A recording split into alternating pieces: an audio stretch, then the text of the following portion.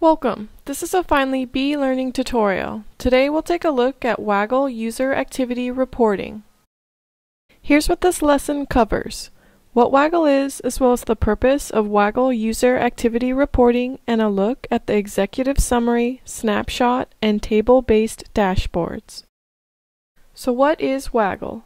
Waggle is our lightweight candidate management system. It's simple and easy to use and works seamlessly across your desktop, tablet, or mobile.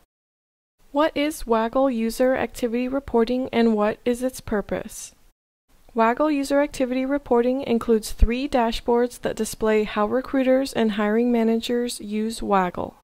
Its purpose is to provide clients and finally internal teams with valuable insight into the activities and trends of Waggle users.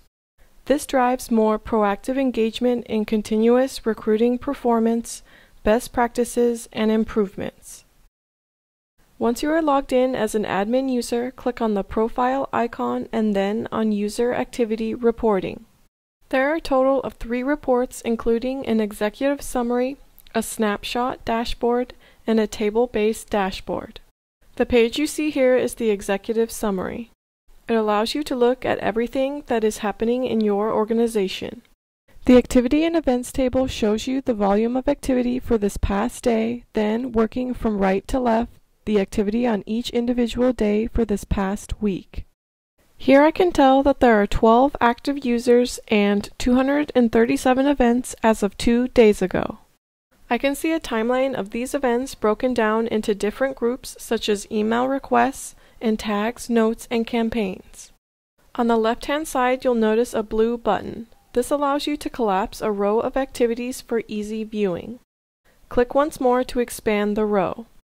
On the bottom left, you'll notice a button that says Activity Counts. This allows you to see individual event totals over the past 7 days. For example, you may want to see the number of campaigns created. So if you are running a special campaign, you can see how many campaigns have been added to prospects or job seekers. If you want to choose a different time period, feel free to click on the drop-down that appears in the top right. From here, you can choose to see the last 30 days. Then it will show you this time period. You can see if the number of your searches has increased, how many emails have been requested, and how many tags, notes, and campaigns are being used.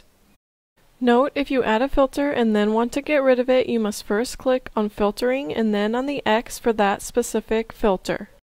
If you want to take a look at a specific region, go ahead and click on the Country Selector button in the top left. Say you want to take a look at what's going on in New Zealand. Click on the magnifying glass under Action. You can see that there have been 3 active users and 142 events as of 3 days ago. To remove this region, click on the green filtering button, then on the X. Next, we'll take a look at the Snapshot Dashboard. It provides a more detailed view into the most active recruiters and event trending. First, click on the camera in the top right. From here, you can take a look at different recruiters and different locations. So, for example, if you click on the San Francisco area, we can see the events, most common events, overall event trends, and recruiter activity that have been updated according to the San Francisco region. Now scroll down to the bottom of the page. Click on Search Statistics. Here you can see searches and how many profiles have been returned on average. This helps determine if you are entering enough search criteria in the advanced searches to narrow it down, or are you using just a quick search or a basic search.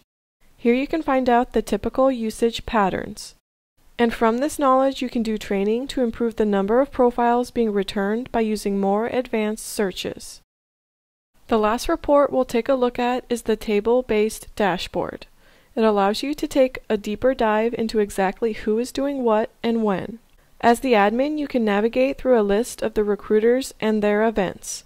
To do this, just click on the black arrow on the right or left. From here, you can see the numbers per activity and determine what activities they are undertaking the most. If you want to work with it in another format, click on the Export CSV button. Click on the file download in the bottom left corner. Note this will vary browser to browser. It will then take the data from the recruiter's selected activities and pop it into an Excel spreadsheet.